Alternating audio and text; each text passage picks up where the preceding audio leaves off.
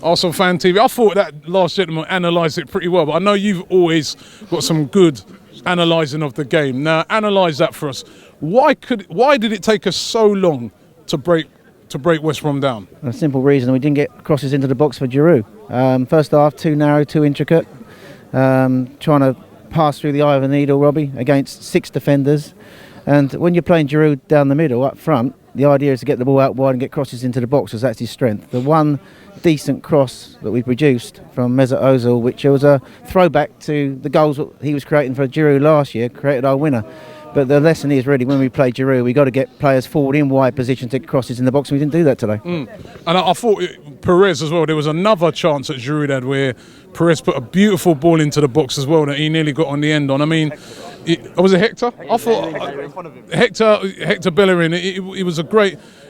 You do need to supply him with crosses, don't you? Yeah, I think we had the right intensity in the second half. First half, we didn't, but I still think we're struggling to create at home. And I think one of the problems we've got in struggling to create is the system we're playing, 4-2-3-1. I've been a long advocate of changing our formation. I know you disagree, Rob. What would you remind us again? I would go 4-3-3. I think the 4-2-3-1 formation, really, Cazorla is central to that working. The reason why it works so well with Cazorla is because his incisive passing through the middle. But what he's also able to do, he's able to dribble out from the back, get us out of tight situations to get into those positions to get the attacks flowing.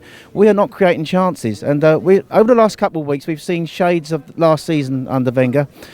Obviously today with Ozil more in that cam position, sort of creating for Giroud. But what's been more worrying is the 2 away performances where we've been out-muscled at Everton and overrun in midfield at Manchester City. I don't think Wenger's been managing the games that well, and he's let leads that we had slip in both of them. I think if Cazorla is going to be injured, I think we need to make a major sign in the transfer market. There's a guy at Lyon called Toulouse, who's a very good player, who's got ability to pass through the lines, and I think we do need to change. If Cazorla's going to be injured, I think we need to change it, because I think we struggle to... Gentlemen they're saying, why can't Xhaka do that? You paid 34 million. So you paid 34 million for Xhaka. That's what you paid him for. Huh? Is that why you got him in there? Xhaka, 34 million. That's what you paid that money. Because last year we had Arteta and Flamini coming off the bench. Now we've got Xhaka, and he's still not doing it. So yeah, I think that's a fair point. We did pay a lot of money for Xhaka, and I do rate Xhaka. I don't think yet he's quite adapted to the Premier League, and that is the problem. I don't think he's... some picture. Sorry, I got distracted. Look at that picture. Just... Sorry, I got distracted. I got distracted as well. But I think that the thing is, Robbie, I think that we've got 5 or 6 winnable games coming up, but the key is going to be when we go to Chelsea at the start of February.